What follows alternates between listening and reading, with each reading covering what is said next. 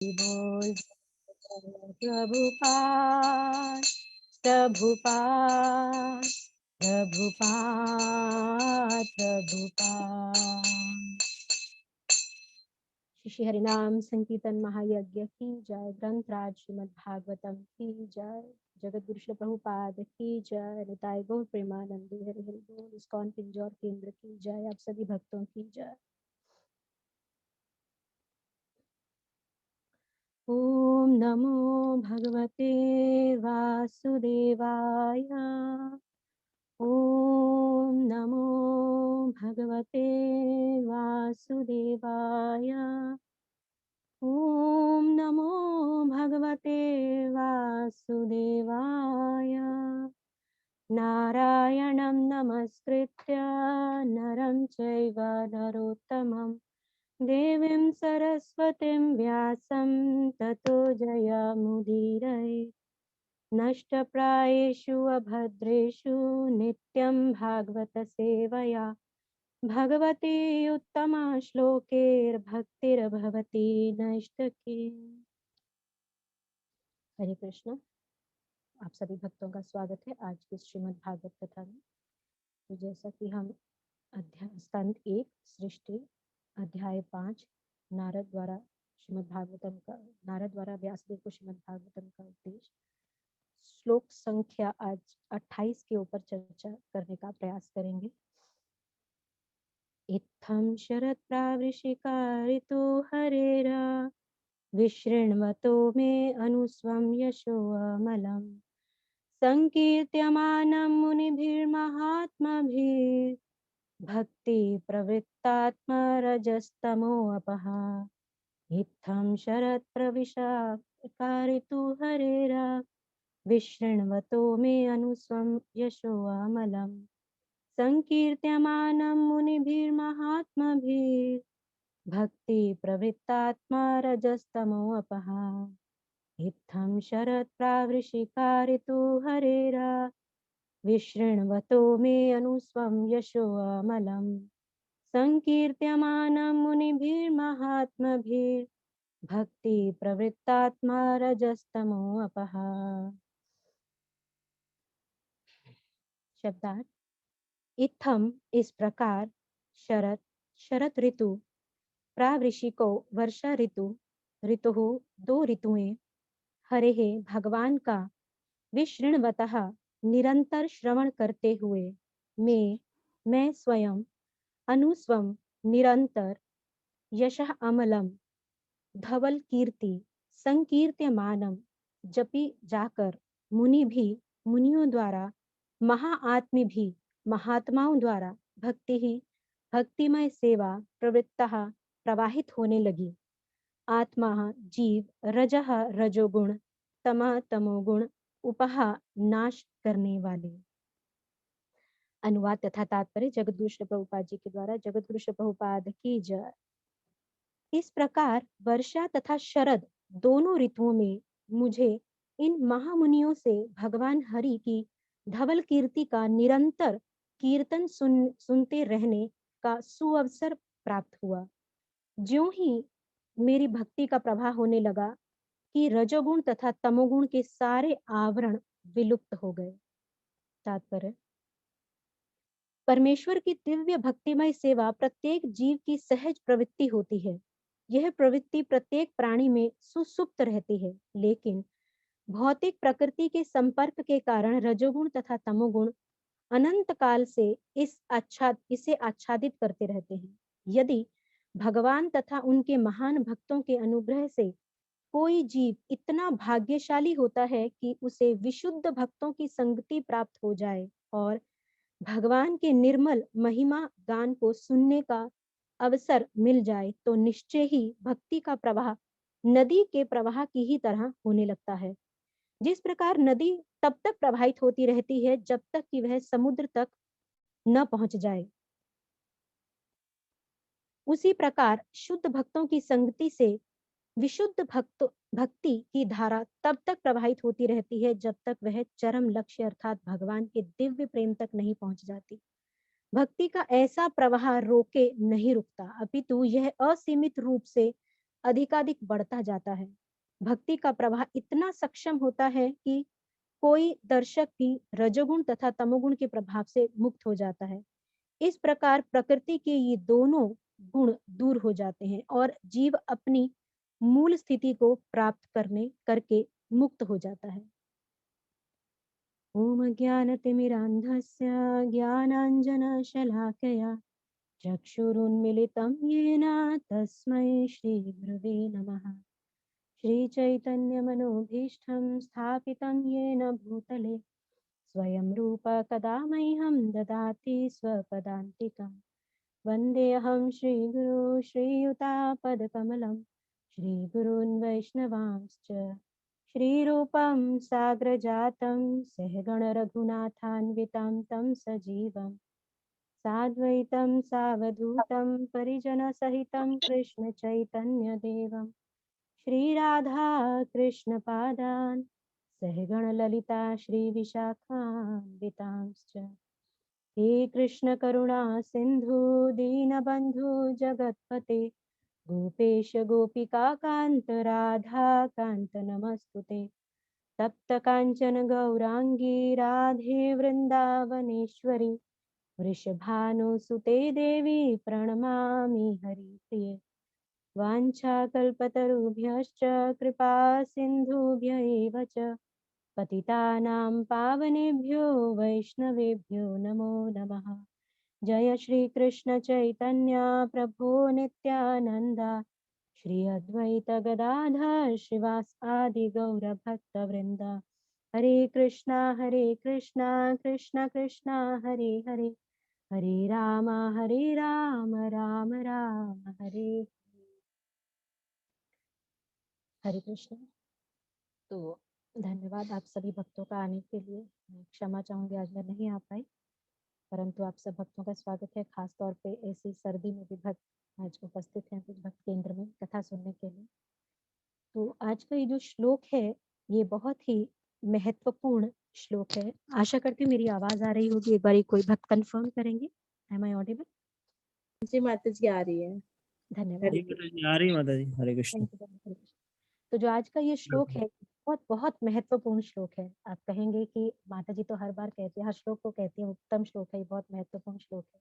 हाँ ये सत्य है, क्योंकि जो श्रीमद् भागवतम है वो भगवान श्री कृष्ण से अभिन्न है और इसके प्रत्येक श्लोक में असीमित मात्रा में शिक्षाएं हमें प्राप्त होती है। यदि हम चाहें तो प्रत्येक श्लोक से असीमित मात्रा में हम अपने जीवन में शिक्षाएं जो है उतार सकते हैं। जैसे कि आज के ही जो श्लोक है इसमें नारद मुनि हमें क्या दे रहे हैं, हमें एक सोल्यूशन प्रदान कर रहे हैं किस चीज का, कि कैसे हम ये जो भौतिक प्रकृति है, भगवान की जो बहिरंगा शक्ति महामाया जो है, भौतिक प्रकृति के जो 3 गुण हैं इनसे हम बाहर हो सकते हैं, इनसे हम परे हो सकते हैं। कैसे लिखा है, भक्ति प्रवृत्तात्मा रजस तमो अपह। तो नारद मुनि क्या कहते हैं, मेरी जो भक्ति थी वो प्रवाहित होने लग गई और उससे क्या हुआ, जो रजोगुण और तमोगुण है वो उनका विनाश हो गया। तो कैसे हुआ वो आज हम समझेंगे। हम सब जानते हैं कि दुर्भाग्यवश यदि हम सब इस बात पर विचार करें तो हम देख पाएंगे कि हम सब भगवान की जो ये बहिरंगा शक्ति है, महामाया, योग महामाया, जो बहुत प्रकृति की जो 3 गुण हैं, इसके अंदर हम पूरी तरह से अच्छे से जकड़ कर हम इसमें बंधे हुए हैं, बहुत अच्छे से जकड़ कर बंधे हुए हैं। और श्रील प्रभुपाद कहते हैं खास तौर पे कि जो ये 2 गुण हैं जिनका जो वर्णन आज नारद मुनि कर रहे हैं, रजोगुण और तमोगुण, ये जो 2 गुण हैं ये खास तौर पे इनके अंदर हम बुरी तरह से फंसे हुए हैं। और जब तक हमारी जो स्थिति है उसको हम सुधार नहीं कर लेते, स्थिति हमारी जो स्थिति है वो सुधार की स्थिति से भी परे है जब तक हम खास तौर पे इन 2 गुणों के अधीन हैं। और यदि हम अपने 4 नियमों का पालन, मांस मच्छी अंडा इत्यादि नशीले पदार्थों का सेवन, अवैध स्त्री पुरुष संग करना और जुआ खेलना, यदि हम ये 4 नियम जो कि हम इस्कॉन में फॉलो करते हैं, इन 4 नियमों के पालन हम नहीं करते हैं तो निश्चित रूप से हम इन 2 गुणों के अंदर, खास तौर पे हम रजोगुण के अंदर हम हैं। तो प्रभुपाद बोलते हैं कि यदि जब तक हम सत्व गुण के स्तर तक नहीं आ जाते तब तक कोई भी आशा नहीं है। और वहां पर आने के बाद भी प्रभुपाद कहते हैं कुछ मात्र ही आशा है कि हम जो है भक्ति में अग्रसर हो सकें। स्वयं श्रील प्रभुपाद बोलते हैं। तो जैसा कि आज के श्लोक में वर्णन कर रहे हैं कि जो ये बहिरंगा शक्ति भौतिक प्रकृति के 3 गुण हैं, इनसे हम बाहर निकलें तो निकले कैसे? हम सब जानते हैं कृष्णा बुक में भी या भागवतम के दशम स्कंद के अंदर आता है, जब देवतागण भगवान श्री कृष्ण को स्तुति करते हैं, अपनी प्रार्थनाएं प्रदान करते हैं, जब भगवान देवकी माता के गर्भ में थे, तो वहाँ इवन की जो देवता हैं वो भी भगवान से कहते हैं कि हे कृष्ण, जो ये आपके 3 भौतिक गुण हैं या जो आपकी जो बहिरंगा शक्ति महामाया है, ये आधार है, एक्चुअल में ये नींव है आपके इस संपूर्ण भौतिक जगत की जो ये सृष्टि है, इसका एक आधार है, इसका एक नींव है। Material manifestation is held very strongly on the ground of material nature. और इसकी जो विशाल जड़ें हैं, जो इसकी विशाल जड़ें जो हैं वो 3 दिशाओं में फैली हुई हैं। और देवतागण कहते हैं कि ये जो 3 दिशाओं में जो उसकी जड़ें जो फैली हुई हैं, इसकी तुलना वो किनसे कर रहे हैं? ये रजोगुण, सतोगुण और तमोगुण के साथ। और वो कहते हैं, आगे वो बोल रहे हैं कि हम जो हैं क्या हैं? हम इस भौतिक प्रकृति के 3 गुणों के आवरण में हैं, इसके प्रभाव में हैं। तो हे कृष्ण, आप हमारी रक्षा कीजिए, आप बहुत शक्तिशाली हैं, कृपया आप हमें अपनी करुणा प्रदान कीजिए। तो ये देवतागण आगे कहते हैं कि लेकिन इस भौतिक संसार में जो कम बुद्धिमान लोग हैं, उनकी क्या स्थिति है कि वो इस भौतिक प्रकृति के 3 गुणों के अधीन होने की वजह से कृष्ण वो आपको समर्पण नहीं करते। They can't surrender to you. वो कर ही नहीं सकते, वो आपको जान नहीं सकते। तो उसी प्रकार से हम बद्धजीव भी जो हैं, हम भक्त जो अपने आप को जो हम भक्त कहते हैं, हम भी भगवान के समक्ष अपनी ये जो प्रार्थनाएं हैं हमें रखनी चाहिए इसी भाव से। वो देवतागण जो कि हमसे उच्च पद पर हैं, वो भगवान के समक्ष क्या कह रहे हैं कि भगवान आप अधिक शक्तिशाली हैं, आप कृपया हमारी रक्षा कीजिए। तो यही भाव जो है हमारा होना चाहिए कि भगवान, जब तक हम ये प्रार्थनाएं नहीं करेंगे तब तक हम जो है आगे नहीं बढ़ सकते। तो प्रार्थनाएं अति आवश्यक है। तो हमारा ये भाव रहना चाहिए कि हम भगवान से कहें कि मेरे से अधिक कोई मूढ़ अधम व्यक्ति नहीं है। मैं आपको भगवान अपना समर्पण नहीं कर पा रहा हूँ। जैसे हमारे इस्कॉन में काफी सीनियर महाराज है, राधानाथ स्वामी महाराज, वो बताते हैं कि जो माया है वो भक्त और अभक्त दोनों को भ्रमित करती है। ऐसा नहीं कि माया केवल अभक्तों को भ्रमित करती है, Maya bewilders both the devotees and the non devotees. जो अभक्त हैं उनको माया किस प्रकार से भ्रमित करती है कि वो उनको भगवान के शरणागत नहीं होने देती। और भक्तों को कैसे भ्रमित करती है कि भक्त जो हैं वो भगवान के प्रति जो अपनी शरणागति है उसको लटकाते रहते हैं, by procrastinating their surrender to lord. तो ये माया का कार्य है। तो यदि हम भगवान के जो श्री चरण कमल है केवल उनके ऊपर अपना ध्यान केंद्रित करते हैं, उस भगवान के श्री चरण कमलों पर अपना केंद्र, अपना जो ध्यान है उस पर केंद्रित करने मात्र से क्या होने वाला है? एक व्यक्ति जो है ये जो संसार रूपी जो भव सागर है, इसको पार कर सकता है बहुत ही आसानी से। केवल भगवान के चरण कमलों को पकड़कर हम इस भव सागर को पार कर सकते हैं। आप कह सकते हैं कि जो हमारे राधा माधव हैं उनके चरण कमल तो बहुत छोटे से हैं, है ना?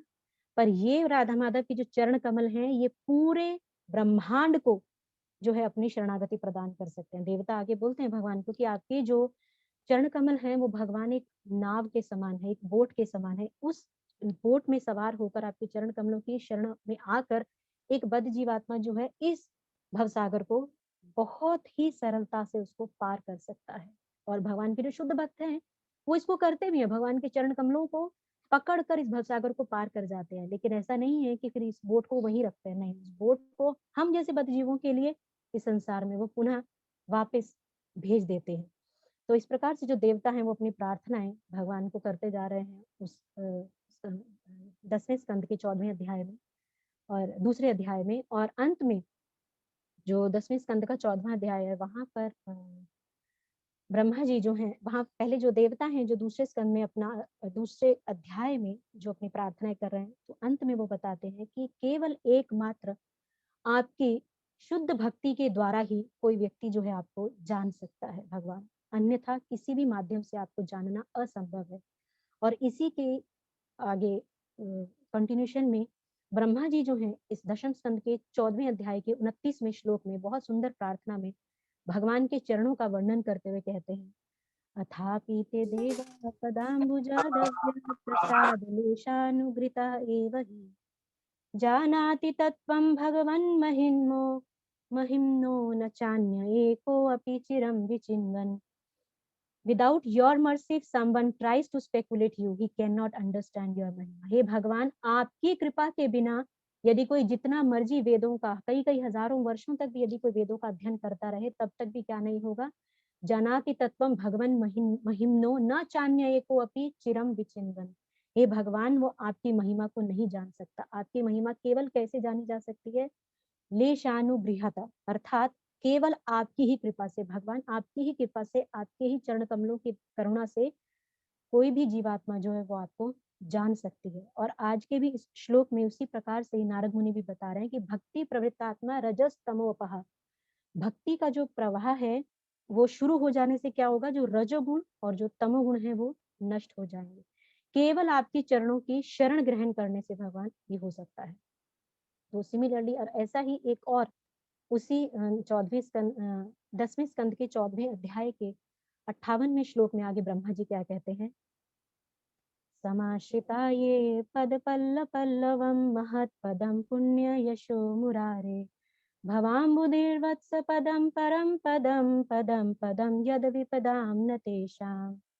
हे भगवान कृष्ण, ये जो भव सागर है ये बहुत विशाल का है, कोई भी इसे आसानी से पार नहीं कर सकता। पर यदि कोई आपके पदम, आपके चरण कमलों की शरण ग्रहण कर ले, तो इस महान विशाल जो समुद्र है, सागर है, भव सागर है, उसको पार कर सकता है बहुत ही आसानी से। किस प्रकार से? जैसे कि थोड़ा सा जल, एक गाय का जो बछड़ा होता है उसके जो खुर है उसमें जो थोड़ा सा जल एकत्रित हो जाता है, उसके लिए ये महान विशाल सागर, उसी एक गाय के बछड़े के खुर में जितना जल समाता है, उसी जल की मात्रा के समान उसके लिए पूरा विशाल जो भव सागर है वो हो जाता है। जैसे कि हमें एक उतने छोटे से हिस्से को पार करना कितना सरल हो जाता है। यदि हम गाय के खुर में जो उससे जो गड्ढा बनता है उसमें अगर हम पानी भरे, उसको लांघना कितना सरल है। तो एक भगवान के भक्त जो कि भगवान के चरण कमलों को पकड़ लेता है, उसके लिए ये भव सागर पार करना उसी के समान हो जाता है, उतना ही सरल बन जाता है। तो जो भगवान के भक्त हैं वो सदैव भगवान की संरक्षण में रहते हैं। और आगे इसी श्लोक में जो है ब्रह्मा जी क्या कह रहे हैं, अन्यथा अगर वो नहीं करते ऐसा तो क्या है, ये जो भव सागर है, जो भौतिक संसार है, ये पदम पदम यद विपदाम न तेषाम, पग पग पर क्या है, केवल कष्ट ही कष्ट है। लेकिन जो भगवान आपके भक्त हैं वो पूर्णतया आपके ऊपर आश्रित है, complete, they are under your protection. आप उनके संरक्षक है, आप उनको पूर्णतया जो है अपनी कृपा प्रदान करते हैं, उनकी रक्षा करते हैं। और आगे प्रार्थनाएं करते हुए फिर वो मत्स्य, भगवान के जो मत्स्य अवतार हैं, वराह अवतार हैं, अलग अलग अवतारों का वर्णन करते हैं, उनका गुणगान करते हैं। तो बहुत सुंदर प्रार्थनाएं हैं कृष्णा बुक में, ये पूरा भरी हुई है प्रार्थनाएं जो है कृष्णा बुक के अंदर, फुल ऑफ प्रेयर्स ओनली। तो अब यहाँ पर आज का जो श्लोक है, इसमें महत्वपूर्ण बात क्या है कि जो ये प्रार्थनाएं हैं ये किनके द्वारा कही जा रही हैं? ग्रुप ऑफ डिवोटीज, भगवान के भक्तों के समूह में। हम सब जानते हैं कि ब्रह्मा जी भी गए थे अकेले भगवान के पास अपनी प्रार्थना लेकर, लेकिन वो जो प्रार्थना थी उसको भगवान ने ज्यादा गौर नहीं किया, इग्नोर कर दिया। पर when Brahma went along with all the demigod, जब वो औरों के साथ में गए भगवान के पास, तब भगवान ने उनकी प्रार्थना पे गौर किया। तो भगवान जो है सर्वाधिक प्रसन्न तब होते हैं जब हम भक्तों के सम्मुख में भगवान को, भक्तों के समूह में कॉन्ग्रीगेशनल चैंटिंग करके हम भगवान को प्राप्त करने का प्रयास करते हैं, उससे भगवान प्रसन्न होते हैं। खास तौर पे कलयुग के अंदर यही प्रोसेस जो है बताया गया है, वो है संकीर्तन का मार्ग, संकीर्तन यज्ञ, वो कलयुग का धर्म है। हम सब जानते हैं कि Kalyug is known for the age of quarrel and hypocrisy. Kalyug किसके लिए जाना जाता है? लड़ाई झगड़े के लिए या हिपोक्रेसी के लिए। हम सब जानते हैं कि जब हम इकट्ठे हैं तो क्या है हमारे लक्षण? हम झगड़ते हैं। When we are together with other people we quarrel, and when we alone, जब हम अकेले हैं तब हमारा मति जो है कहाँ रहती है? हिपोक्रेटिसिज्म, है ना, हम हिपोक्राइट रहते हैं। तो जब हम भगवान के हरिनाम का जप करते हैं तब हमारा जो हृदय है उसका शुद्धिकरण होता है। और जब हमारे हृदय का शुद्धिकरण होता है तो उससे क्या होता है, ये जो हमारी टेंडेंसी है टू बी हिपोक्राइट, ये खत्म होती है। क्यों? क्योंकि जब हम जप करते हैं तब हम सीधा सीधा भगवान श्री कृष्ण के साथ अपना तादात्म्य, अपना संबंध जो है स्थापित करते हैं। और तब हम जब भगवान के साथ अपना संबंध स्थापित करते हैं, बड़े ही श्रद्धा के साथ हम जाप करते हैं, तब क्या होता है, हम भगवान से असल में प्रार्थना करते हैं to lead a life of integrity, कि मैं जो हूँ अपना जीवन किस प्रकार से बिताऊं इंटेग्रिटी का, अर्थात कि जब मेरे पास में कोई नहीं भी है तब भी मैं हर प्रकार से भक्ति के नियमों का, धर्म के नियमों का पालन करता हुआ हम, अन्यथा हमारी स्थिति क्या रहती है? जब हमें कोई देख रहा है तब तो हम बहुत अच्छे से भक्ति के नियमों का पालन करते हैं। जब हम एकांत में होते हैं, माला कर रहे हैं तो हम लेट गए हैं, टीवी के साथ साथ माला कर रहे हैं या अखबार पढ़ते हुए माला कर रहे हैं, नहीं। पर जो अगर हम इस प्रकार से एकचित होकर भगवान के जब नामों का जाप करते हैं, हम कृष्ण से असल में अटेंटिव हियरिंग के साथ हम उनसे अपना संबंध स्थापित करते हैं हरिनाम जाप करते समय, तब क्या होता है, हम भगवान से प्रार्थना करते हैं कि मैं इस प्रकार की इंटेग्रिटी की जो जीवन है उसको जी सकूं। और जब हम भक्तों के समूह में हैं तो हम युद्ध करते हैं, है ना, हमारा जो टेंडेंसी है, जब हम एक से ज्यादा के साथ होते हैं तो हमारा जो टेंडेंसी है वो झगड़ने की है। तो वो कैसे समाप्त हो सकती है? व्हेन वी परफॉर्म संकीर्तन। जब हम संकीर्तन करते हैं तो उससे क्या होता है, क्या चमत्कार होता है, जो हमारा मिथ्या अहंकार है, जो फॉल्स ईगो है हमारे अंदर, वो समाप्त होती है और उससे जो हमारी टेंडेंसी है झगड़ा करने की वो धीरे धीरे चली जाती है, समाप्त हो जाती है। क्यों? क्योंकि जब हम इस प्रकार से संकीर्तन में भक्तों के संग में आकर कीर्तन करते हैं, उससे क्या होता है, हम एक एक हायर पर्पस के लिए, एक उच्च उद्देश्य के लिए हम एकत्रित होते हैं, भगवान का गुणगान करने के लिए हम एकत्रित होते हैं। तो उससे हमारे जो अभद्र होते हैं, हमारे जो अनर्थ हैं वो समाप्त होने लगते हैं और उसकी वजह से जो मिथ्या अहंकार है हमारे अंदर वो समाप्त होता है। श्रील प्रभुपाद बताते हैं, एक बार बता रहे थे श्रील प्रभुपाद कि if we simply dance in guru puja, all the differences among god brothers get dissolved. स्वयं श्रील प्रभुपाद बोलते हैं, यदि हम केवल गुरु पूजा में इकट्ठे नाचते हैं तो गुरु भाइयों के बीच में जो भी मतभेद हैं वो एक साथ ही क्या हो जाते हैं, समाप्त हो जाते हैं। ये स्वयं श्रील प्रभुपाद ने बोला था। तो खास तौर पे ये जो हमारा जो मार्ग है श्रवण और कीर्तन का एक साथ करना, यानी संकीर्तन में यदि हम इसको करते हैं तो ये अधिक शक्तिशाली है, सबसे अधिक शक्तिशाली। और ये हमारे आचार्यों ने केवल कहा नहीं है, इसको करके भी दिखाया बहुत सुंदर तरीके से। ये काफी सीनियर भक्त हुए हैं, वो बता रहे थे मतलब इसके संबंध में ही कि हम भक्तों के संग में यदि हम करते हैं या हम भक्ति में यदि प्रगति करना चाहते हैं तो बड़ा सुंदर एक अंग्रेजी में उन्होंने एक फ्रेज दिया था, वो बोलते हैं कॉमन कमिटमेंट टू साधना। तो जब भक्त एक साथ एकत्रित होते हैं किसके लिए? साधना करने के लिए। तो ऐसे ही जब हम साधना करने के लिए एकत्रित होते हैं तो उससे क्या होता है, जो जो वो समाज है, जिस समाज में वो भक्त एकत्रित हुए हैं एक साथ साधना करने के लिए, वो जो समाज है वो भी आध्यात्मिक तौर पे बढ़ता है, फलता है, फूलता है। It also get flourished spiritually. क्योंकि देखिए हम ये सब कार्यकलाप क्यों करते हैं, हम नाम श्रवण करना, जप करना, संकीर्तन करना, कथा श्रवण करना, ये सब क्यों करते हैं? क्योंकि एक दिन के अंत में हम सब यही चाहते हैं कि हम सब की जो भक्ति है उसमें उन्नति हो। Everybody wants to advance in spiritual life. तो इसीलिए हर एक व्यक्ति जो है जब इस प्रकार से आकर कांग्रेगेशनल चैंटिंग करता है उसके लिए कमिटमेंट होनी चाहिए। तो common commitment to sadhana is very very important. और इससे क्या होगा कि जो हमारी भक्ति है उससे हमारी प्रगति होगी। The advancement is totally dependent upon the causeless mercy of Krishna. जो भगवान कृष्ण की अहेतु की कृपा है उसके ऊपर हमारी जो प्रगति है वो निर्भर करती है। और भगवान प्रसन्न होते हैं, भगवान की कृपा कब होती है? जब हम भक्तों के समूह में आकर भगवान को अपनी प्रार्थनाएं अर्पण करते हैं। तो हमारे लिए ये जानना बहुत बहुत जरूरी है कि हम किस प्रकार से ये जो भाव है ये अपने हृदय में उजागर करें। इसके लिए बहुत महत्वपूर्ण है कि हमारा जो स्तर हो उससे हम ऊपर उठें। यदि हम कनिष्ठा पे हैं तो कनिष्ठा के स्तर से हमें मध्यमा के स्तर पे आना है। कनिष्ठा अधिकारी, जो कनिष्ठा भक्त होता है वो कौन होता है? देखिए 3 प्रकार के भक्त जो हैं होते हैं, कनिष्ठा अधिकारी, मध्यम अधिकारी और उत्तम अधिकारी। जो कनिष्ठा अधिकारी है उसकी जो भक्ति है वो किस प्रकार की होती है? भावुकता, सेंटिमेंटल। उसके जो भगवान के प्रति है भावुकता है उसके हृदय में, शास्त्रों के ग्रंथों के प्रति उसके हृदय में अपनी अंडरस्टैंडिंग है, भावुक, sentimental understanding of scriptures he has. और उसके साथ साथ जो भगवान के भक्त हैं वो उनको सम्मान नहीं दे सकता, he can not respect the devotees. तो जो अमानी ना मान देन वाला जो श्लोक हम रोज सुबह उच्चारण करते हैं, जो कनिष्ठा अधिकारी भक्त है वो उसका पालन नहीं करना जानता। उसके लिए केवल मैं और कृष्ण, बीच में और कोई नहीं। तो ऐसा जो भक्त है वो ना तो एक अच्छा प्रचारक बन सकता है और ना ही बहुत अच्छे लंबे समय तक जो है प्रचार कर सकता है। तो उसके बाद कौन होते हैं? मध्यम अधिकारी। जो मध्यम अधिकारी है वो थोड़ा सा डिस्क्रिमिनेशन करते हैं, किसमें? जो भगवान के भक्त हैं और जो द्वेषी लोग हैं, जो एनवियस पीपल है उनके साथ वो दूरी बनाकर रखते हैं, और जो भगवान के भक्त हैं उनके साथ में अपना संग करते हैं, उनके साथ मित्रता बनाते हैं, और जो इग्नोरेंट है या जो अज्ञानी जन है उनको प्रचार करते हैं। और उत्तम अधिकारी कौन है? इज अ टॉप मोस्ट वैष्णव। वो कौन होते हैं? वो भगवान के वो शुद्ध भक्त हैं जो हर एक जीवात्मा के हृदय में कृष्ण को देख सकते हैं, वो है उत्तम अधिकारी। और धीरे धीरे हमें इसी स्तर तक पहुंचना है, उत्तम अधिकारी के स्तर तक, जहां पर कि हम हर एक जीवात्मा के हृदय में भगवान कृष्ण को देख सके। ये बहुत महत्वपूर्ण है, ये हमें सीखना है। पर इसका असल जो तरीका है, माध्यम है, वो क्या है? बहुत आसान नहीं है कि कृष्ण को हर एक के हृदय में देख पाना। उसके लिए हमें पहले प्रगति करनी होगी भक्ति में। तो हम प्रगति कैसे करें कि हम इस स्तर पर आ सकें?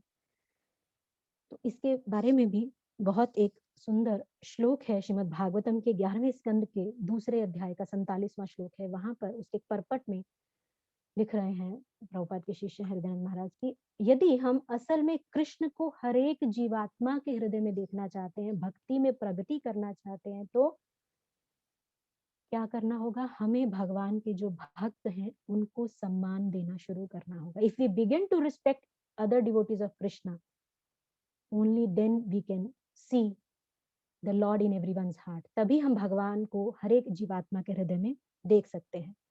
यदि हम भगवान के भक्तों को सम्मान नहीं दे सकते, तो भगवान के साथ अपना संबंध स्थापित करने की तो बात रह ही नहीं जाती। अब कोई कह सकता है कि how we can respect devotees, क्योंकि हमारा कल्चर ही नहीं है, हमारी संस्कृति नहीं है आज के समय में। पहले थी, आज ये संस्कृति नहीं है कि हम भक्तों को भी हम सम्मान नहीं देना चाहते, हम देते नहीं है, दे नहीं सकते। तो कैसे बढ़े, कैसे भक्तों को कैसे सम्मान दे?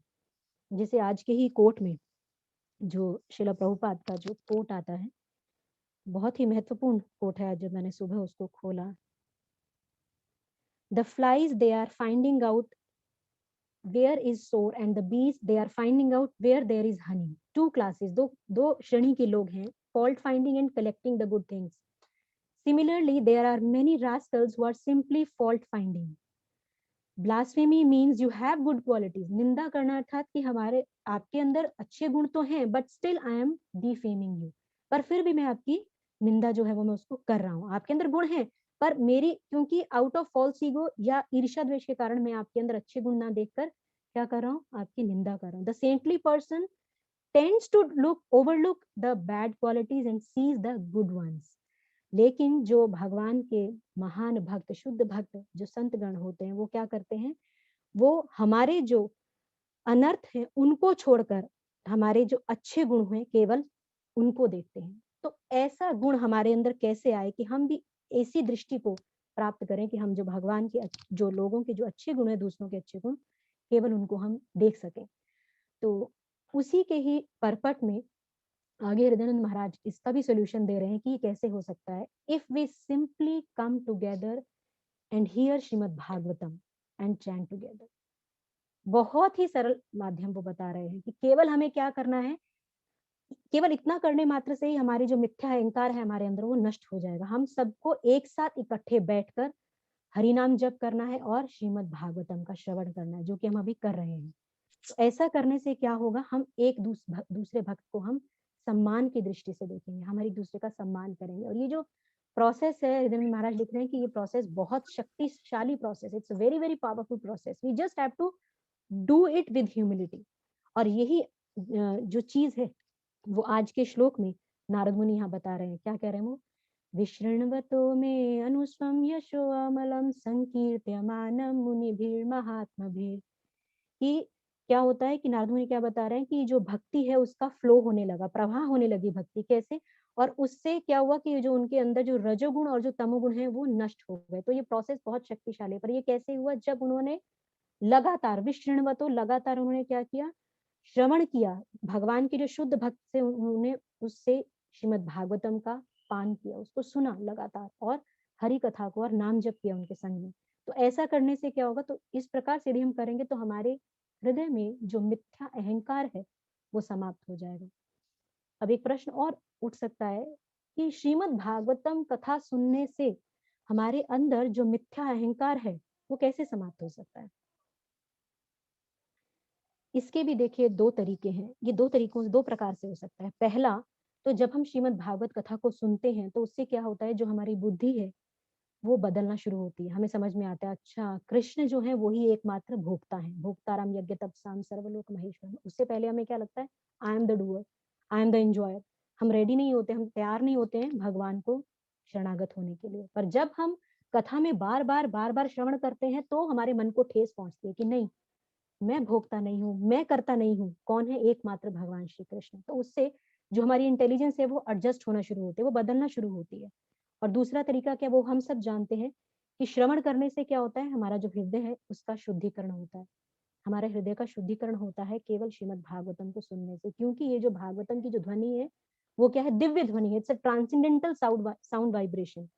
तो इससे क्या होगा, जो उतने भी हमारे जो अभद्र हैं वो दूर हो जाते हैं पूर्णतया।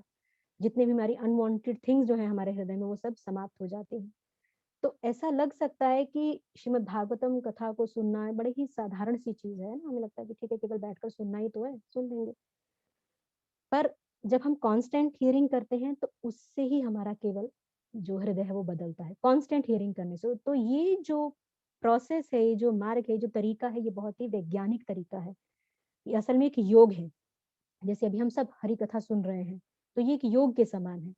बहुत ही एक सीनियर भक्त हैं रविंद्र स्वरूप प्रभु बॉम्बे से, तो उन्होंने पीएचडी की हुई है कम्युनिटीज में, वेरियस कम्युनिटीज में, जैसे क्रिश्चियन है, मुस्लिम है, जिहोवा वगैरह, इन सब जो कम्युनिटीज है उसमें उन्होंने पीएचडी की हुई है। तो उन्होंने एक आर्टिकल लिखा था इस्कॉन कम्युनिकेशंस जर्नल में। तो उस आर्टिकल में उन्होंने बताया कि कम्युनिटीज जो हैं, कृष्ण कॉन्शियस कम्युनिटीज कैसे बन सकती हैं। तो बता रहे थे कि जो कृष्ण भावनामृत जो कम्युनिटी है वो ज्यादा लंबे समय तक कैसे रह सकते हैं, सस्टेन कैसे करते, कोई भी कम्युनिटी कृष्ण भावना भावित किस प्रकार से रह सकती है। तो वो उसमें बता रहे हैं कि जो कनिष्ठा कम्युनिटी ऑफ डिवोटीज है वो होती है जिसमें कि there is lot of envy and desire to get some position, जहाँ पे भरपूर मात्रा में ईर्ष्या, द्वेष और इच्छा रहती है किसी ना किसी पोजीशन को प्राप्त करने की। तो वहां पर क्या टेंडेंसी है लोगों में, क्या मनोधारणा है, कॉम्पिटिटिव मेंटालिटी, प्रतिस्पर्धा चलती रहती है एक दूसरे के साथ। तो वो क्यों है, क्योंकि मिथ्या अहंकार, और मिथ्या अहंकार और ये जो कॉम्पिटिटिव टेंडेंसी, इससे क्या होता है, वो समाज के जो लोग हैं, उस कम्युनिटी के जो लोग हैं, उनके अंदर हृदय में they don't have heart to heart relationship, friendship with each other. एक दूसरे के साथ आपस में हृदय के साथ हृदय का उनका संबंध नहीं होता। क्यों? क्योंकि वो एक दूसरे के साथ प्रतिस्पर्धा में लगे हुए हैं, because they are competing with each other rather than taking shelter of each other. एक दूसरे की शरण लेने की बजाय एक दूसरे के साथ क्या कर रहे हैं, प्रतिस्पर्धा। तो ऐसी टेंडेंसी होने से क्या होता है, हम अपना जो हृदय बहुत सरलता से किसी के साथ खोलते नहीं, चाहे हमारे पास प्रॉब्लम्स भी भरी हुई, तब भी हम किसी को नहीं बोलेंगे। क्यों? क्योंकि यदि मैं किसी को अपनी प्रॉब्लम बताऊंगा तो क्या होगा, मैं जो है उससे अपनी सबॉर्डिनेट पोजीशन शो करता हूँ। I will become subordinate to that particular devotee. But मैं क्या चाहता हूँ, मैं उस एक पर्टिकुलर भक्त से क्या होना चाहता हूँ, मैं उससे एक उन्नत स्थिति में अपने आप को दिखाना चाहता हूँ। तो मैं किसी से सलाह, अपनी परेशानी को दूर कैसे करूँ, तो ये स्थिति जो है भक्त की रहती है उस कनिष्ठा कम्युनिटी में जो लोग हैं। तो इस प्रकार से हर एक व्यक्ति जो है उस कम्युनिटी का, वो क्या समझता है कि I am the advanced devotee, मैं जो हूँ सबसे उन्नत भक्त हूँ, इन स्पाइट ऑफ चाहे उसकी जो भी कोई भक्ति चल रही, जैसे भी वो लेके चल रहा है, लेकिन वो क्या मानते हैं, क्या प्रिटेंड करते हैं कि वो जो है उन्नत भक्त हैं। और उसके बाद क्या होता है कि दे स्टार्ट थिंकिंग कि जो स्पिरिचुअल एडवांसमेंट जो है, हमारी जो आध्यात्मिक उन्नति है, वो क्या है, वो एक्चुअल में ऑर्गेनाइजेशनल एलिवेशन है, पूरे संघ का जो एलिवेशन है, ना कि मेरा अकेला। तो ये क्या है, ये टोटली पूर्णतया, वो बताते हैं उसके अंदर रविंद्र स्वरूप प्रभु की, ये पूर्णतया कनिष्ठ स्तर है। जब मैंने इसको सुना तो मैं तो हिल गई कि टोटली होपलेस सिचुएशन मेरे केस में, तो कि कब ये स्थिति से मैं बाहर निकलूंगी। तो ये जो स्थिति है असल में स्वाभाविक है।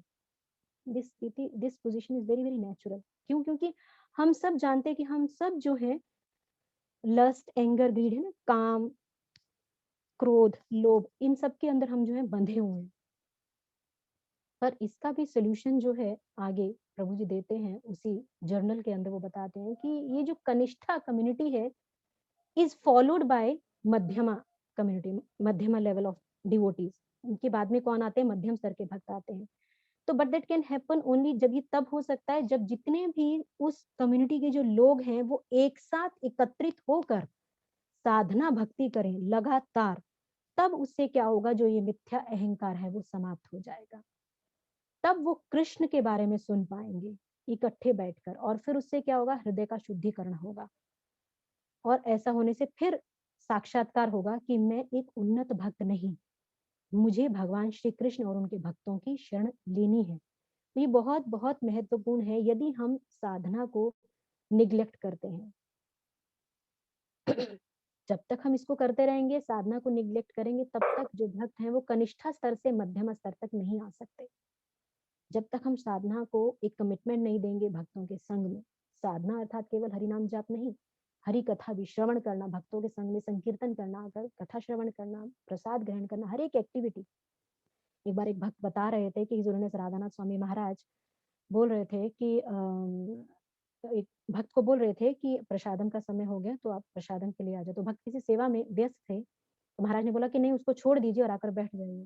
तो भक्त बोलने लगे कि महाराज यदि ऐसा तो कुछ नहीं है तो ये भी एक सेवा ही करे। महाराज बोला नहीं, प्रसाद लेंगे तो इकट्ठे बैठ कर ही लेना, आप अपने सेवा को छोड़कर पहले आकर प्रसाद एक संग में लेंगे।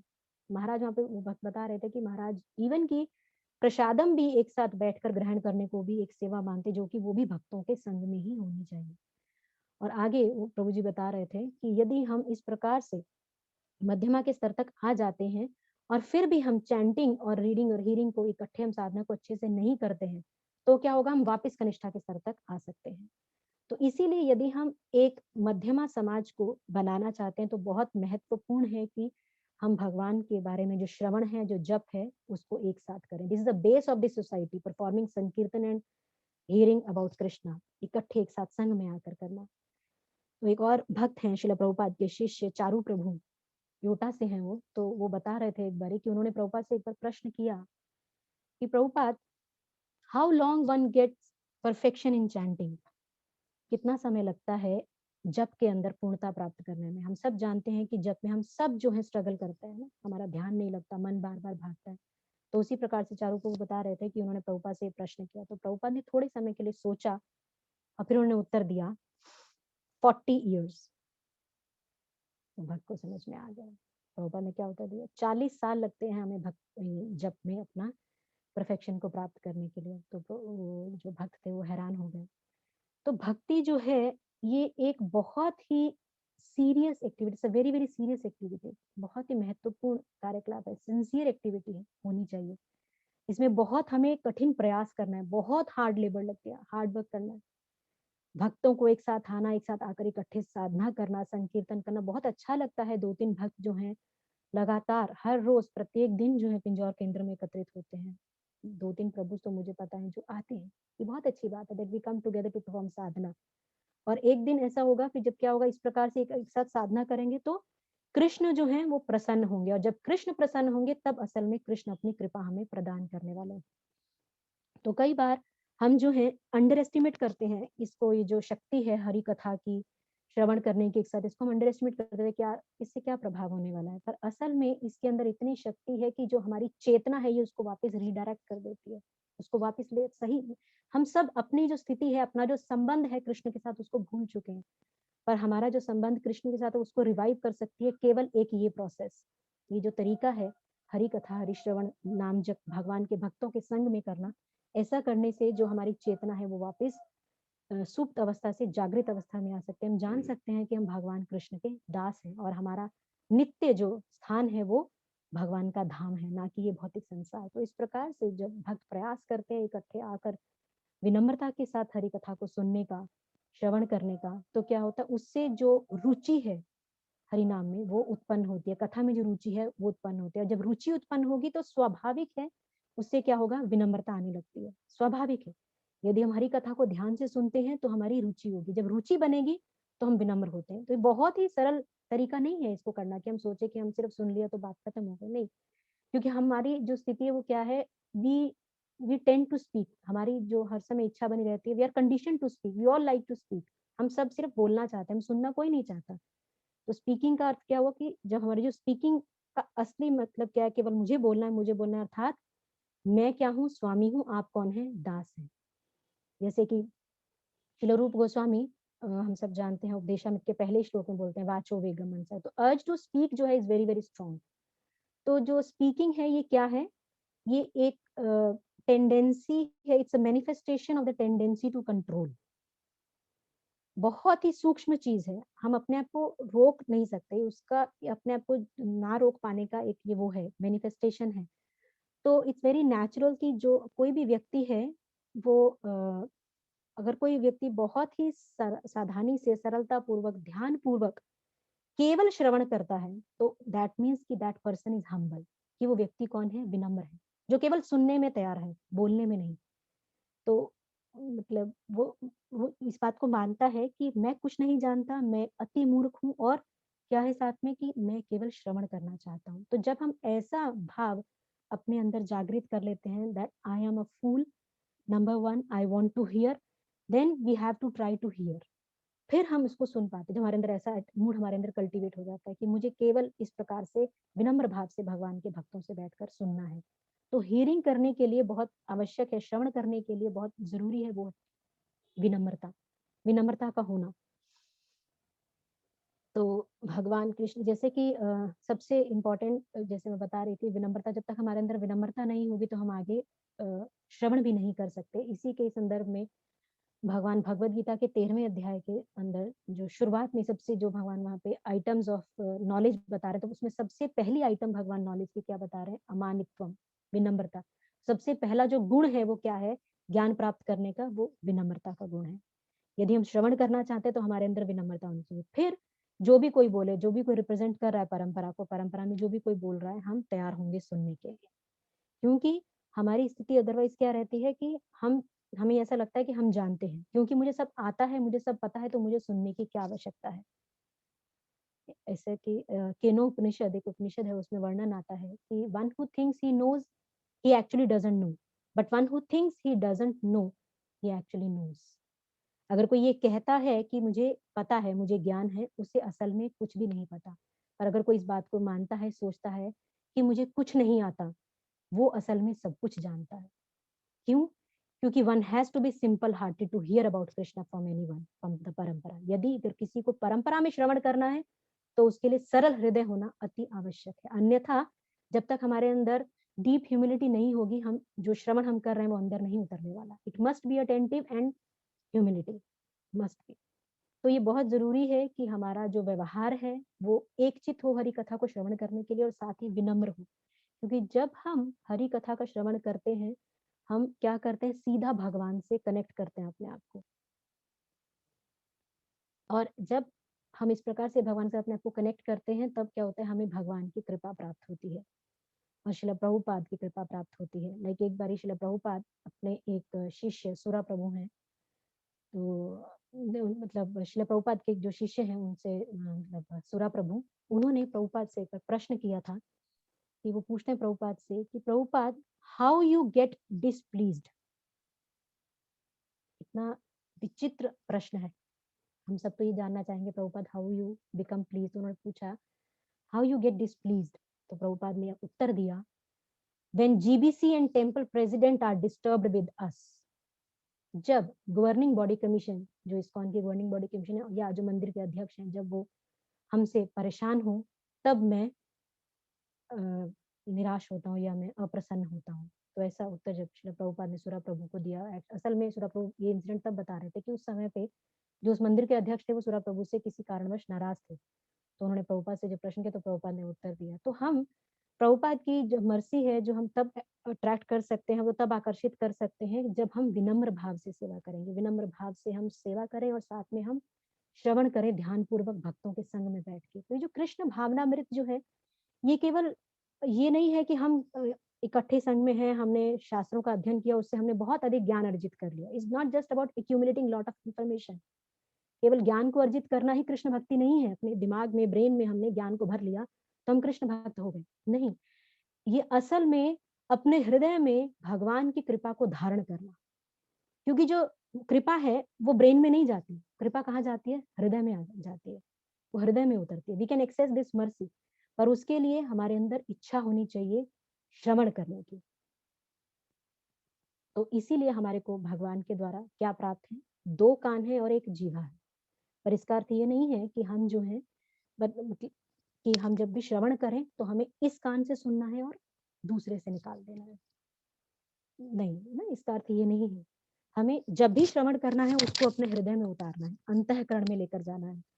तो वो कैसे हो सकता है, जब हम अटेंटिव हियरिंग करेंगे, जब हम ध्यान पूर्वक श्रवण करेंगे। जैसे कि सुखदेव गोस्वामी बता रहे हैं परीक्षित महाराज को सुखदेव गोस्वामी ज्ञान दे रहे हैं, तो ऐसा नहीं है कि केवल परीक्षित महाराज को दे रहे हैं। जैसे कि हम सब अपने जब हम प्रचार करने जाते हैं, हम सब भक्त जानते हैं, हम सबको बोलते हैं कि भगवान ने अर्जुन के माध्यम से हम सबके लिए ज्ञान बोला। उसी प्रकार से सुखदेव गोस्वामी ने भी परीक्षित के माध्यम से जो श्रीमद् भागवतम का जो ज्ञान है, वो हम सब बद्ध जीवात्माओं के लिए बोला है, केवल परीक्षित के लिए नहीं बोला है, हम सबके लिए बोला है। और जब हम इस प्रकार से श्रवण करते हैं तब क्या होगा? तब हम शांत होंगे। Then we will become peaceful. एक बार श्रील प्रभुपाद ने अपने शिष्यों से प्रश्न किया कि ये जो पैसिफिक ओशन है, why this Pacific ocean is still, शांत क्यों है ये पैसिफिक ओशन? जो शिष्य थे वो कोई भी उत्तर नहीं दे पाया। तब प्रभुपाद ने बोला कि ये जो ओशन है वो इसीलिए शांत है क्योंकि ये जो समुद्र है, ये जो ओशन है, ये बहुत गहरा है। तो उसी प्रकार से यदि जो अ, समुद्र की बजाय जो और नदियां हैं, वो क्या रहती हैं हर समय, हम सब जानते हैं, विचलित रहती हैं ना, डिस्टर्ब्ड रहती हैं, क्योंकि उनमें गहराई नहीं होती। तो उसी प्रकार प्रभुपाद बताते हैं कि जो हमारी जो भक्ति है, जब तक कि वो सुपरफिशियल चल रही है, ऊपर ऊपर से हम कर रहे हैं, नाम जप कर लिया, वैष्णव पोशाक पहन लिया, साथ साथ में बात कर रहे हैं हरिनाम करते हुए, कथा चल रही है तो हम मोबाइल को देख रहे हैं ना, इस प्रकार से यदि हम लोग सुपरफिशियली जो है भक्ति के कार्यकलापों को कर रहे हैं, तब तक क्या होगा? वो हमारे अंतःकरण में, हमारी भक्ति में डिस्टर्बेंसेस क्रिएट करेंगे। हमारा जो मन है हर समय एजिटेटेड रहेगा, जब तक हमारी जो भक्ति है वो इस पैसिफिक ओशन के समान गहरी नहीं होगी, डीप नहीं होगी। until unless it is not deep will remain disturbed। तो भक्ति को जो है उसको बहुत गहरा होना चाहिए, कैसे? एक समुद्र के समान। तो जब हम इस प्रकार से कृष्ण की शरण को ग्रहण करते हैं, कैसे? अपने स्ट्रॉन्ग चैंटिंग के द्वारा, अपनी स्ट्रॉन्ग चैंटिंग से, स्ट्रॉन्ग हियरिंग से। स्ट्रॉन्ग हियरिंग अर्थात in the mood off urgency, कि पता नहीं कब मृत्यु आ जाए। जब हम हरि कथा को करने बैठे, कथा का श्रवण करने बैठे, तो हमारा जो भाव है वो कैसा होना चाहिए कि मृत्यु कभी भी आ सकती है, और जब मृत्यु आएगी तो सब कुछ लेकर चले जाने वाली, मृत्यु सर्वहरस्य च। तो हमारा जब ये भाव होगा कि हम जब स्ट्रॉन्ग चैंटिंग करेंगे, स्ट्रॉन्ग हियरिंग करेंगे, तब क्या होगा? असल में हमें हेल्प होगी, भक्तों को मदद मिलेगी कि वो भक्ति में प्रगति कर पाएंगे। तब हम भगवान के भक्तों की, शिला प्रभुपाद की परंपरा की शरण ग्रहण करेंगे। और जब शरण ग्रहण करेंगे तो क्या होगा? हमें इस पैसिफिक ओशन के समान हमें शांति प्राप्त होगी। और उससे क्या होगा? जब हमें शांति प्राप्त होगी तब हम असल में कृष्ण की कृपा को ले पाएंगे। तो एक भक्त हैं जो कि हार्वर्ड लॉ ऑफ यूनिवर्सिटी, बहुत ही फेमस यूनिवर्सिटी है, वहां से पढ़ रहे थे, तो मुझे भी नाम भूल गया। तो श्रील प्रभुपाद मतलब एक बहुत सुंदर इंसिडेंट बताते हैं कि प्रभुपाद उस यूनिवर्सिटी में एक बार एक सेमिनार देने के लिए गए, प्रवचन देने के लिए। तो उस भक्त ने 2 दिन 2 रात तक प्रभुपाद को सुना। और तीसरे दिन आप केवल ये देखिए कि अटेंटिव हियरिंग करने से और शिला प्रभुपाद जैसे शुद्ध भक्त के मुखारविंद से श्रवण करने मात्र से क्या हुआ कि तीसरे दिन वो भक्त जो था, जहाँ पर वो थे, उसको स्विट्जरलैंड, उसको छोड़कर ऑस्ट्रिया चले गए। और वहां जाकर उन्होंने एक गैराज लिया, रेंट पर गैराज लेकर किराए पर, वहां पर तीसरे दिन के बाद प्रचार शुरू कर दिया। तो ये शक्ति है यदि हम ध्यान पूर्वक हरि कथा का श्रवण करते हैं भगवान के किसी शुद्ध भक्त के द्वारा। ऐसे ही पद्म पुराण में एक बहुत सुंदर कथा आती है, शायद आप भक्त जानते भी होंगे कुछ भक्त। एक व्यक्ति हुए अनंत और उनकी पत्नी थी धुंधुली। तो जो अनंत और जो धुंधली थे, तो उनके कोई संतान नहीं थी, वो बहुत दुखी थे। तो अनंत ने एक बार एक साधु को अप्रोच किया, उनको बोला कि मुझे कुछ उपाय बताइए, मैं सब उपाय करके देख चुका हूँ, मेरे कोई भी संतान नहीं है। तो साधु ने उनको बोला, देखिए आपके जो भाग्य है उसमें संतान उत्पत्ति है ही नहीं, तो बेहतर है कि आप श्रीमद् भागवतम की श्रवण लीजिए। और केवल श्रीमद् भागवतम की श्रवण लेने मात्र से क्या होगा? जो आपका विचलित मन है वो ठीक हो जाएगा। तो अनंत ने बोला, नहीं नहीं, ऐसा नहीं है, कुछ तो उपाय होगा, आप मुझे कुछ उपाय दीजिए जिससे मुझे संतान उत्पत्ति हो। तो संत ने उनको एक सेब दे दिया। वो सेब लेकर अनंत जो थे अपनी पत्नी धुंधली को देते हैं कि तुम इसको ग्रहण करो। संत ने बोला कि इसको खाने के बाद तुम्हारी पत्नी को एक बच्चा होगा 1 साल के बाद। तो जो धुंधली थी वो बहुत ही एक खराब स्त्री थी, और वो जो प्रसव पीड़ा होती है, लेबर पेन, उसको सहन नहीं करना चाहती। तो इसलिए उसने एक योजना बनाई। उसने अपने पति को बोला, अनंत को, कि ऐसा है कि आप 1 वर्ष के लिए, क्योंकि अभी 1 वर्ष तो लगना है बच्चे को आने में, तब तक आप क्यों नहीं तीर्थ यात्रा पे चले जाते। तो अभी धुंधली ने क्या किया, अनंत ने उनकी बात मान लिया और धुंधली ने पीछे से जो सेब था वो गौशाला में जाकर एक गाय को खिला दिया। और साथ ही कुछ समय के उपरांत उनकी बहन जो कि गर्भवती थी, उन्होंने एक पुत्र को जन्म दिया। और साथ ही साथ जो सेब उन्होंने उस गाय को खिलाया था, उसने भी एक बछड़े को जन्म दिया जो कि असल में एक मनुष्य का देह था, लेकिन उसके जो कान थे वो केवल गाय के समान थे। तो इस प्रकार से 2 बालकों का जन्म हुआ। तो उन्होंने अपनी बहन के जो पुत्र थे, धुंधुली ने अपनी बहन का जो पुत्र था उसको अडॉप्ट कर लिया, है ना? और उसका नाम रखा धुंधुकारी। और जो गाय ने सेब खाया था उसको जो पुत्र हुआ उसका नाम रखा गया गोकर्ण।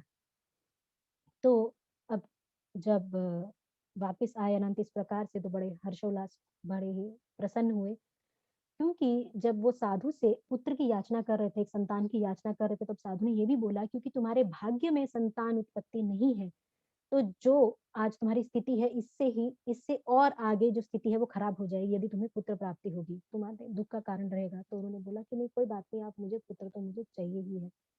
तो उस प्रकार से जब संत ने उनको सेब दिया तो इस प्रकार ये 2 पुत्रों का जन्म हुआ। एक गोकर्ण, एक का नाम रखा गोकर्ण जो कि गाय से हुए थे, और दूसरा धुंधुकारी। तो अब जो धुंधुकारी थे वो बहुत ही खराब, बहुत ही अभद्र लड़का निकला, लेकिन जो गोकर्ण थे वो बहुत ही सिंसियर थे और प्रतिदिन हर एक दिन भगवान की श्रीमद् भागवत कथा को पढ़ा करते थे। तो कुछ समय के बाद क्या हुआ कि जो अनंत थे उनकी मृत्यु हो गई, समय निकलता गया, वृद्ध हुए, उनकी मृत्यु हो गई। अब मृत्यु हुई तो गोकर्ण अपने पिता की श्राद्ध करने के लिए गया चले गए। अब गया गए तो पीछे से धुंधुकारी जो कि बहुत ही अभद्र व्यक्ति था, मतलब अवैध स्त्री पुरुष संग भी करता था, तो ऐसा करने स्त्री संग करते थे, तो उस वजह से पीछे से लोगों ने उनका वध कर दिया।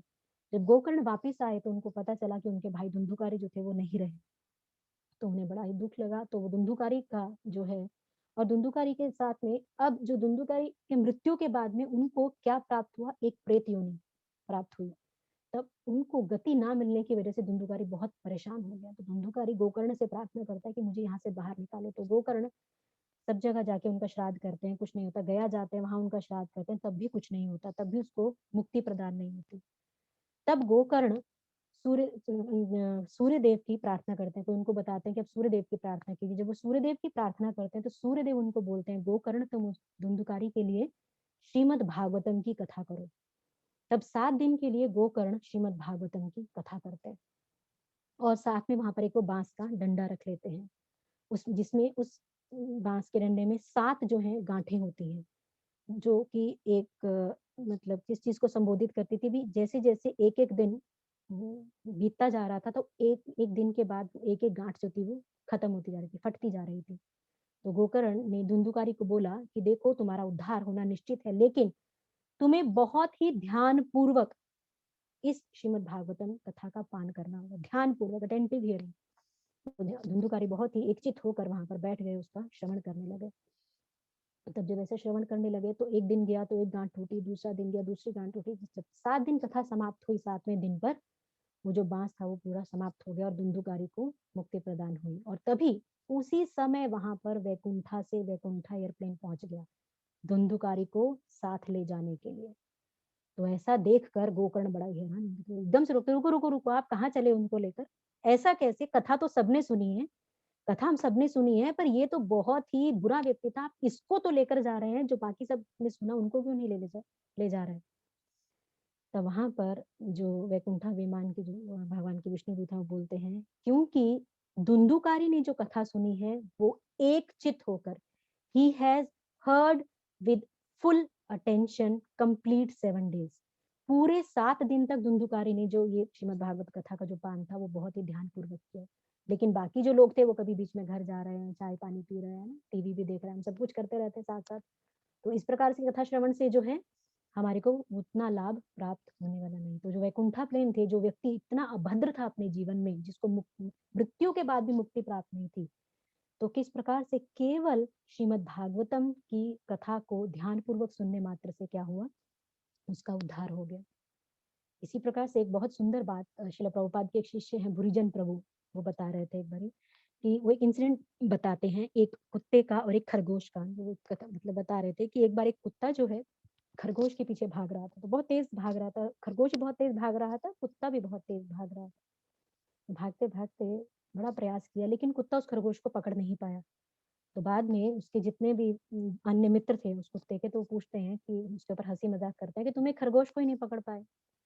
तो गुरुजन प्रभु बता रहे थे कि वो कुत्ता बहुत विनम्र था, तो बोलता है कि हाँ मैं उसको नहीं पकड़ पाया क्योंकि वो जो कुत्ता था वो किस लिए भाग रहा था, वो अपने जीवन के लिए भाग रहा था, और मैं किस लिए उसके पीछे भाग रहा था, अपने भोजन के लिए उसके पीछे भाग रहा था। तो वहां पर गुरुजन प्रभु कमेंट करते हैं कि माया भी जो है वो ऐसे ही एक कुत्ते के समान है जो कि हमारे पीछे लगी है, पर यदि हम ध्यान पूर्वक जप करते हैं तो क्या होगा, वो जो माया है वो हमें छू भी नहीं सकती।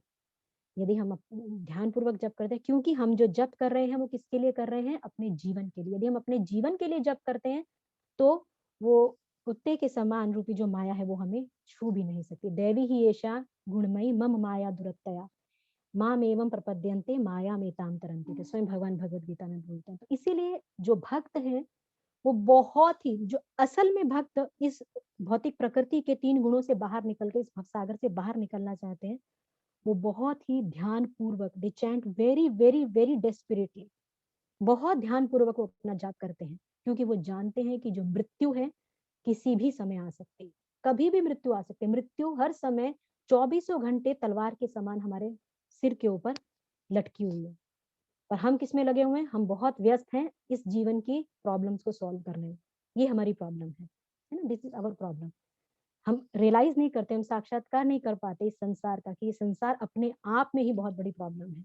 पर जो भगवान के भक्त हैं वो इस बात को जानते हैं कि यहाँ पे सब कुछ जो है व्यर्थ है। तो let me take shelter of Krishna and get out of this world. तो मैं क्या करूं, एकमात्र केवल भगवान श्री कृष्ण की शरण लेकर कैसे भगवान के भक्तों के संग में संकीर्तन इकट्ठे कर कर करने से क्या होगा, मैं उसको लेकर इस भवसागर से बाहर निकलूं।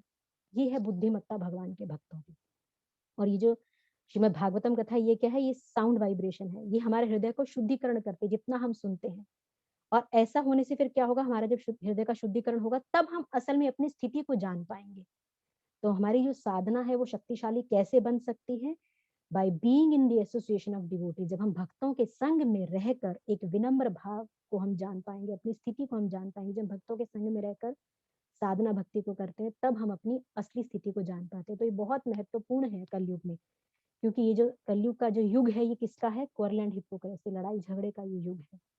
तो इसमें हमें भक्तों के संग में रहने में ही भलाई है। जब हम भक्तों के संग में रहेंगे तभी हम माया के पाश से बच सकते हैं, अन्यथा कोई और उपाय नहीं है, नहीं है, नहीं है।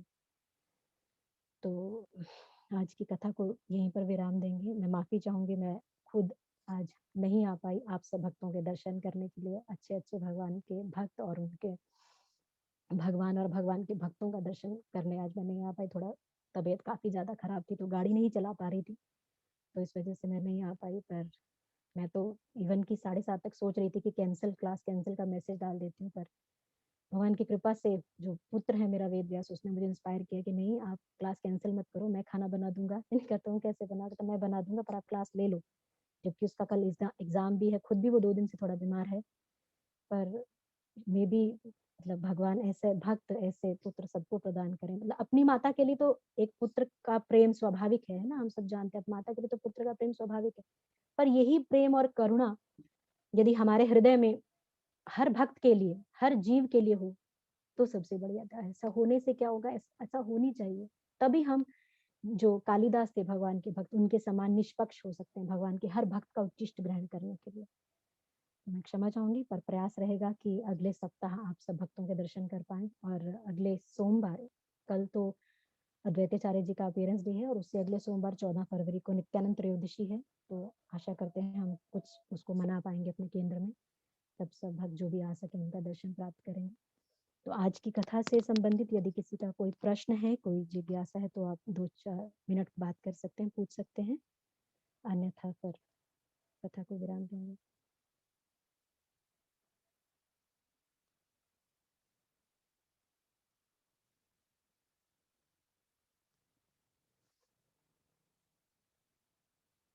हरे कृष्ण माता जी। कृष्ण जनक प्रभु, हरे कृष्ण। माता जी कोई प्रश्न है? हाँ, स्नेहा माता जी का एक प्रश्न है। थैंक यू माता जी। माता जी पूछ रहे हैं, शिला प्रभुपाद ने बोला 40 साल, तो क्या ये सबके लिए मान्य है, मतलब सबके लिए ऐसा ही है? देखिए, यदि हम स्वयं को उन्नत कोटि का भक्त मानते हैं, तो 40 साल लगने वाले हैं। यदि हम अपने आप को सबसे निष्क्रिय भक्त मानते हैं, तो प्रभुपाद बोलते हैं कि आप भगवान को एक पल में भी प्राप्त कर सकते हैं, खटवांग महाराज की तरह। लेकिन जहां तक जाप की बात है, जप में जो हमारा वो है परफेक्शन, उसकी बात जहां तक है, वो डेफिनेटली, क्योंकि ये निर्भर करता है हमारे मन के नियंत्रण पर। हम कितना समय लगाते हैं अपने मन को नियंत्रित करने में। जब तक हम विनम्र नहीं होंगे, मिथ्या अहंकार को नहीं त्यागेंगे, भक्तों का संग नहीं करने वाले, तब तक हमारा हरिनाम में रुचि भी नहीं आने वाली। और जितना हम लंबे समय लगाने वाले हैं हरिनाम में रुचि लाने के लिए, उतना समय हमारे जप में पूर्णता प्राप्त होने में भी लगने वाली है। तो ये हम पर निर्भर करता है। यस, डेफिनेटली 40 साल अगर प्रभुपाद बोल रहे हैं, तो वो सबके लिए बोल रहे हैं। जब मैंने भी ये सुना, तो मैं भी सोच रही थी 30 साल हो गए इस्कॉन में, तो 10 साल बचे हैं, प्रभुपाद इसमें भी होगा या पता नहीं कितने जन्म लगने वाले हैं। तो अगर प्रभुपाद कह रहे हैं, तो प्रभुपाद हमारे आचार्य हैं, हमारे शिक्षा गुरु हैं, तो वो सत्य है। पर ये निर्भर करता है हमारी जो मनोदशा है उसके ऊपर। आशा करती हूँ आपको ये प्रश्न का उत्तर क्लियर हुआ हो माता जी।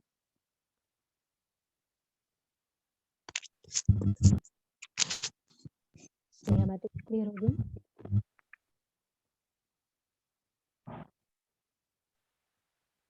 हरे कृष्णा। हरे कृष्णा। हरे कृष्णा जी, नानक प्रणाम। Thank you for your. जी, आवाज काफी हरे कृष्णा माता जी, नानक प्रणाम। जी प्रभु, दंडवत प्रणाम। जी प्रभु बोलिए। धन्यवाद आप फॉर गिवन योर एसोसिएशन। आपने इतनी अच्छी कथा हमको सुनाई और भगवान की। ग्लो शुक्ला प्रभु। जी प्रभु बोलिए। एक्चुअल में अटेंटिव हियरिंग हम करने की सोचते हैं, बट जिस समय हमको कुछ ऐसे मन की स्थिति हो जाती है कि उस टाइम पर हम ध्यान पूर्वक जप भी नहीं कर सकते और बहुत मुश्किल हो जाता है जप करना, जब मन की स्थिति हमारी साथ नहीं होती है।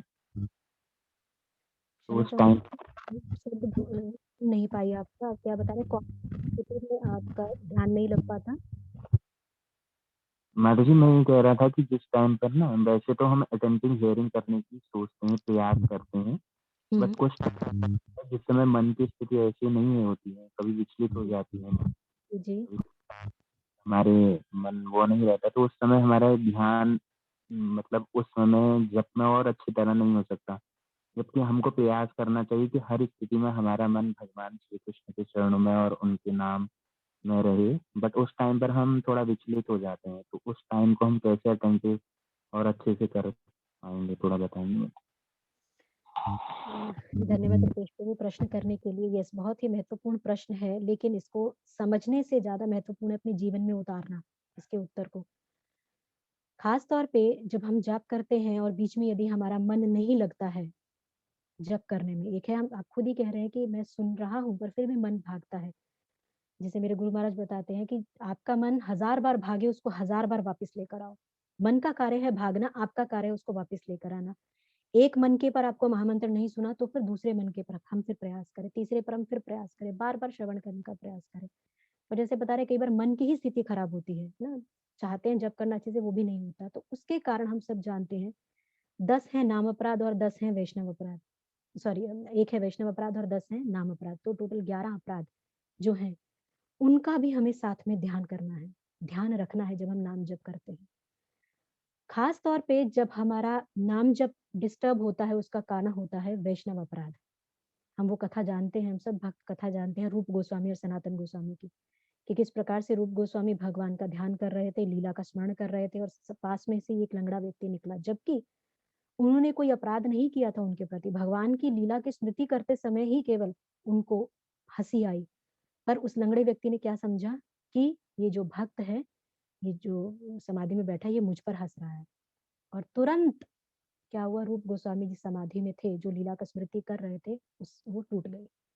उन्हें बहुत प्रयास किया, उन्होंने बहुत प्रयास किया, वापस नहीं उस लीला में जा पाए। तो हम जानते हैं उस कथा को। तो ये बहुत महत्वपूर्ण है, जब हमारा मन विचलित होता है उसका एकमात्र कारण होता है वैष्णव अपराध। और हमारे गुरु महाराज एक बार बता रहे थे, यदि हम जानते हैं कि हमसे वैष्णव अपराध हुआ है तो हम इतने विनम्र हो कि हम उस भक्त के पास जाकर हम क्षमा याचना कर लें, यदि हम असल में अपनी भक्ति में प्रगति करना चाहते हैं। अन्यथा मिथ्या अहंकार तो साथ साथ है ही, वो तो कभी जाने वाला नहीं है। और दूसरा है 10 नाम अपराध। यदि हम जैसे हर रोज पुनः बार बार इसका श्रवण करते हैं, हम केवल श्रवण करते हैं। मुझे याद है जब मैं नया नया इस्कॉन में जाती थी, छोटी थी, काफी छोटी थी मैं उस समय, कांति प्रभु उस समय प्रेसिडेंट होते थे हमारे चंडीगढ़ मंदिर में। हर रोज कांति प्रभु खुद मंगल आरती में पूरा समय विराजमान होते थे, और जब नाम जप के समय पे, उससे पहले जब नाम अपराध बोला जाता था, कांति प्रभु स्वयं माइक पकड़कर 10 के 10 नाम अपराध खुद भी बोलते थे। और वो सबको बोलते थे साथ में बोलने के लिए, कि केवल सुनना नहीं है, 10 नाम अपराधों को हमें रोज खुद भी बोलना है। तो फिर हम उसको भी एनालाइज कर सकते हैं कि इन नाम अपराध में से मेरे से कोई अपराध तो नहीं टूट गया, उस वजह से तो नहीं हुआ। तो यही केवल 11 कारण हैं जिनकी वजह से जो हमारा नाम जप में मन नहीं लगता है। कई बार हमारा मन बहुत उचाट होता है, उस वजह से हमारा नाम जप में भी मन नहीं लग पाता। आशा करती हूँ आपको प्रश्न का उत्तर आपको मिल गया होगा प्रभु। जी, धन्यवाद माता जी, धन्यवाद Thank माता you. जी। हम थोड़ा विचार करें कि 10 नाम अपराध और एक वैष्णव अपराध उसको ना लें। और बिल्कुल, बहुत देखिए बहुत ज़रूरी है। हाँ, प्रभु देखिए बहुत ज़रूरी है, यदि हम असल में इसी जन्म की समाप्ति के बाद भगवान के धाम जाना चाहते हैं, बस सीधी-सी बात। वो हम पर निर्भर करता है। यदि हम और कुछ जन्म झेलना चाहते हैं, हमारी इच्छा है। यदि हम चाहते हैं इसी जन्म के बाद जो है भगवान के धाम जाएँ, तो केवल और केवल और केवल एक ही उपाय है, एक ही माध्यम है, भगवान के भक्तों के चरणों को पकड़ना। उससे ही हम भगवान की कृपा प्राप्त कर सकते हैं, अन्यथा नहीं। जब तक हम भगवान के चरणों को नहीं पकड़ेंगे, भगवान की कृपा प्राप्त होने वाली नहीं है। किसी भी तरह से प्राप्त होने वाली नहीं है। अभी तो इस प्रवचन के अंदर मुझे और 3-4 बहुत महत्वपूर्ण कथाएँ बतानी थी, लेकिन समय की उसको देखते हुए, सीमा को देखते हुए मुझे खत्म करना पड़ा। तो बहुत ज़रूरी है कि भक्तों के संग में संकीर्तन करना, भक्तों के संग में साधना करना। हमारी साधना भी पावरफुल केवल तभी बनेगी जब वो भक्तों के संग में होगी, अकेले में नहीं। अकेले में क्या है, हमारा मन हिपोक्राइट है, वो इधर-उधर भागेगा ही भागेगा, या आपको किसी ना किसी गलत काम में लगाएगा। और जब भक्त साथ में होंगे तो सरलता से हम भगवान को शरणागत हो जाएँगे, हम विनम्र रहेंगे। भक्तों के संग में भी हमें विनम्र भाव में रहना है। ये नहीं कि भक्तों के संग में तो आ गए लेकिन फिर हम क्वारल कर रहे हैं। नहीं, हमें कैसे रहना है? विनम्र भाव में रहना है। ये बहुत ज़रूरी है। ठीक है प्रभु, धन्यवाद माता जी, धन्यवाद। थैंक यू प्रभु। तब की कोई जिज्ञासा? एक लास्ट क्वेश्चन अन्यथा we'll wind up the class.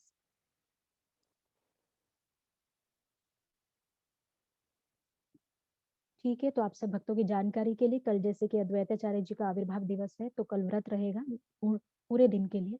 भक्त लोग व्रत रख सकते हैं, और अगले सप्ताह फिर हम पुनः श्रीमद् भागवत कथा के लिए मिलेंगे। तब तक के लिए आप सभी भक्तों का धन्यवाद। ग्रंथराज श्रीमद् भागवतम की जय, जगत गुरु श्री प्रभुपाद की जय, इस्कॉन पिंजौर केंद्र की जय, आप सभी भक्तों की जय। निताई गौर प्रेमानंदी। हरि हरि बोल।